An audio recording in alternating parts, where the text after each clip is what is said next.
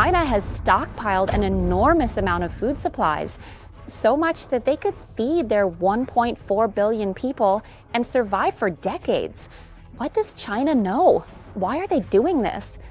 Another point I want to discuss is that when the United States was waging a trade war with China, China's response was to retaliate by restricting trade with the US as well, meaning they would not buy essential food supplies from the United States. At this specific point, Thailand might actually benefit from the situation. However, what could potentially follow is a severe food crisis or even a widespread famine across America and other Western countries.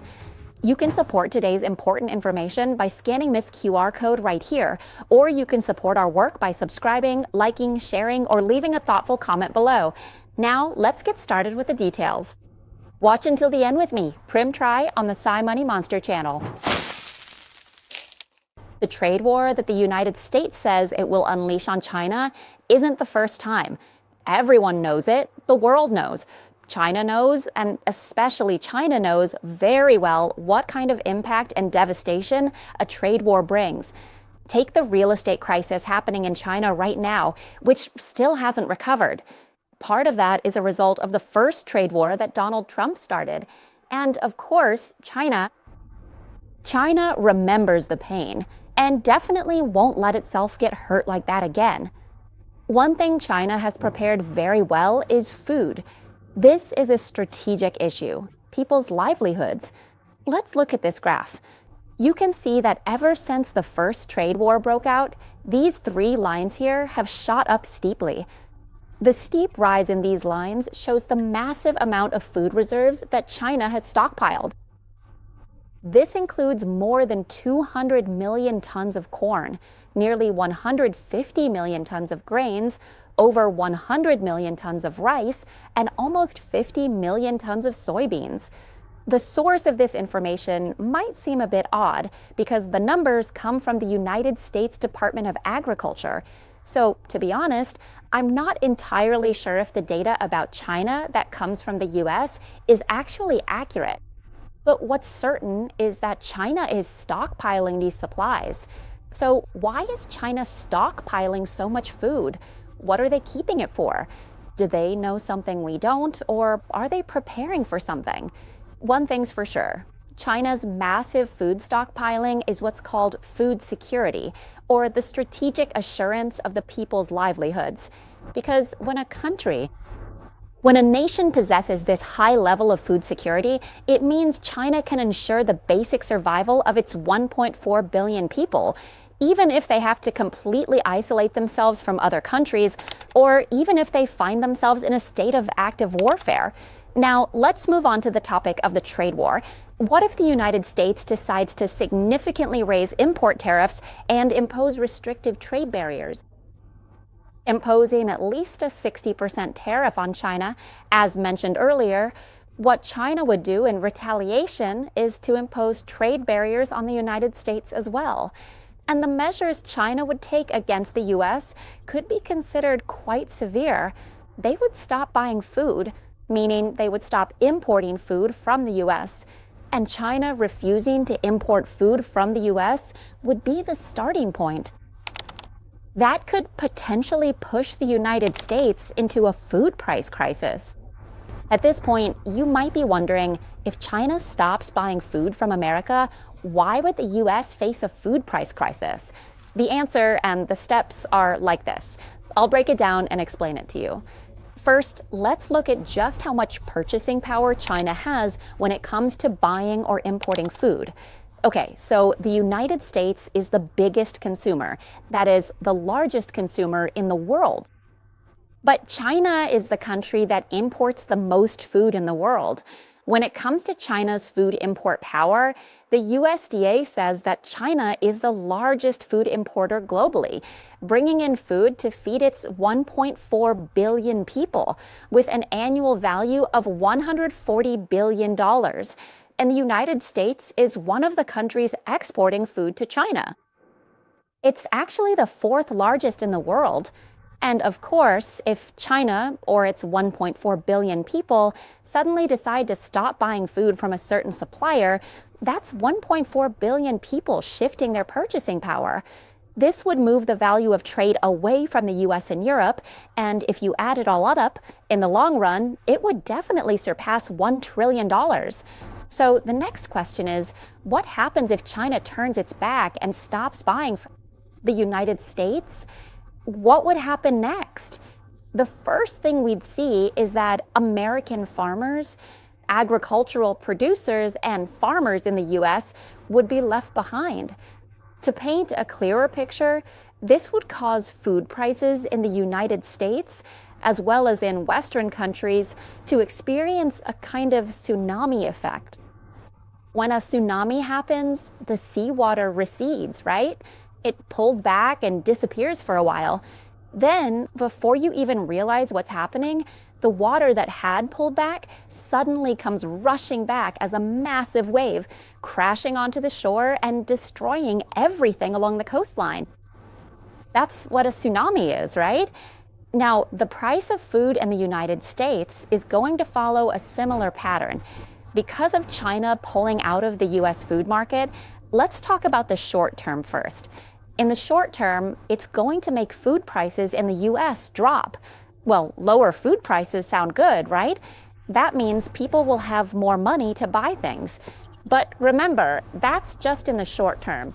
Let's keep going, because if China pulls out, the growth of the US food industry will shrink. Take a look at this Bloomberg graph, which shows that agricultural growth in Western countries would drop by 12.3% compared to the previous year if China stops buying. So if China suddenly stops purchasing, how will the prices of agricultural food products in the US fall? How fast will they drop? It's because agricultural products are perishable, right? And agricultural products, whether they're grains, meat, or anything else the US produces, including flours intended for export to China, which is a huge amount, will end up spoiling. That's exactly what will cause an oversupply in the market. Prices will then drop rapidly. And when agricultural prices fall quickly, it will also affect the selling prices. It's not worth the production cost. So a number of farmers won't be able to withstand such a big and sudden loss. This will lead some farmers to decide to shut down their farms and stop selling. What happens next is adaptation, right? China stops buying, there's an oversupply, and some farmers have to stop selling and producing. When a number of farmers decide to stop production and close their farms, what follows is that the production of agricultural goods and food will decrease, which means the amount of food will go down as well. This is an economic adjustment. So now let's talk about the medium-term impacts that will happen. That is, when farmers decide to shut down or reduce their agricultural land, the amount of farmland will decrease. And don't forget, the United States and Western countries have decided to impose trade barriers against China, and possibly against other Chinese allies as well. This will reduce the amount of food available in Western countries and the US, but they won't be able to import food from China or from those other countries either. So it will basically force a situation where people in the United States and Western countries have to buy and sell food that's produced domestically, only within the region. And of course, that's more expensive than importing. Well, more expensive than importing before the tariffs and trade barriers were put in place. It's more expensive because, first, labor costs in the West are higher, production costs in the West are higher, and second, the amount of agricultural land has decreased. When there's less land, you can grow less, so the amount of food produced goes down, and as a result, food prices go up. Now, when we talk about agricultural land being shut down or farms closing, it might still be hard to picture because we haven't seen the numbers yet. So let me show you some figures to illustrate just how serious this farm closure issue I'm talking about really is. Visual Capitalist put this together using data from the US-China Business Council.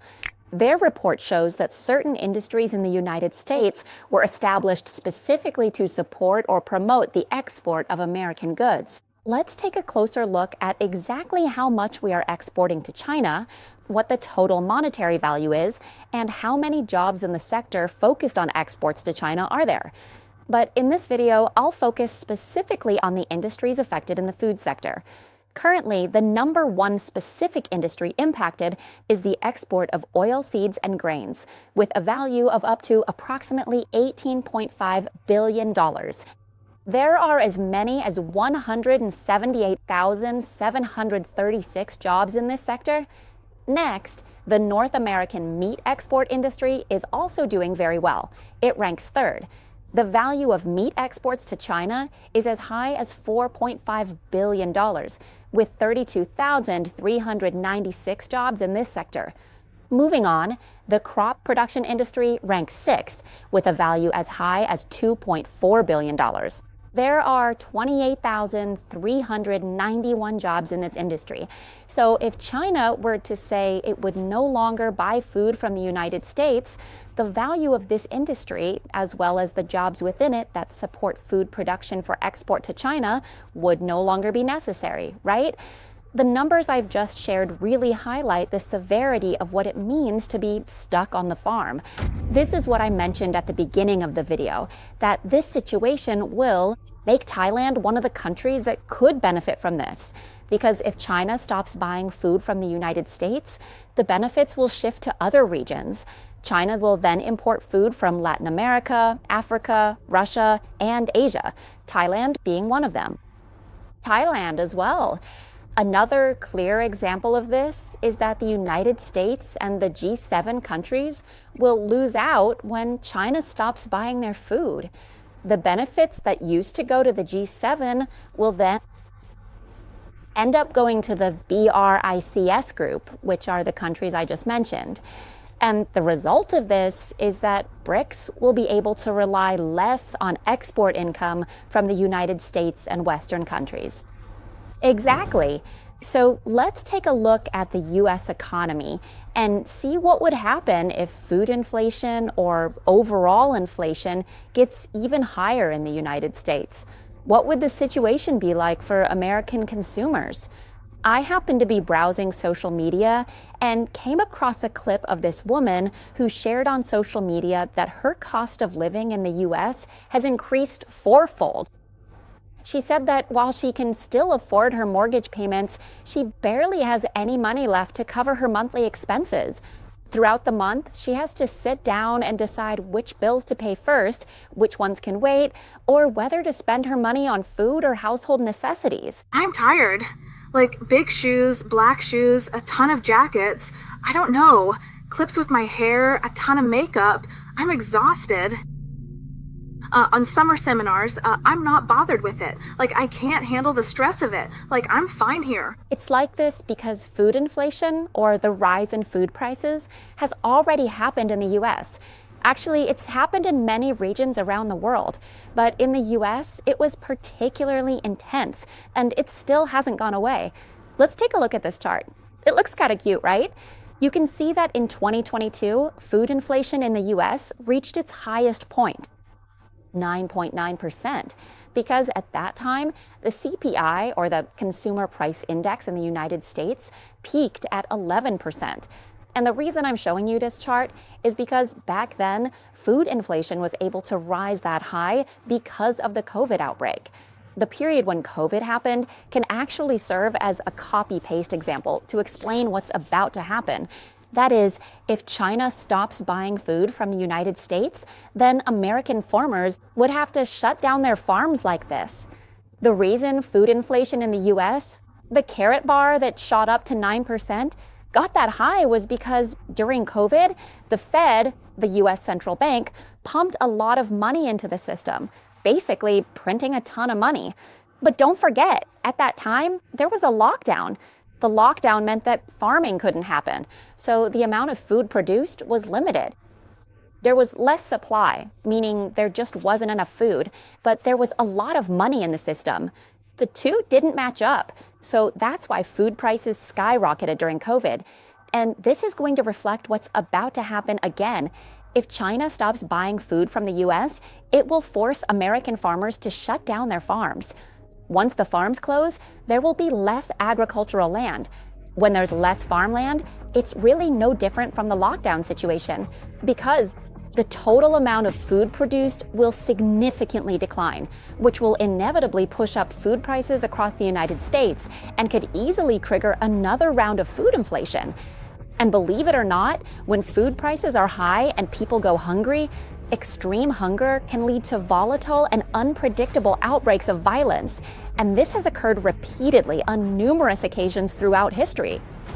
This time, if food prices skyrocket, we might witness violence or a food price crisis that could impact the US economy and financial system. And if something happens to the United States, that means the whole world.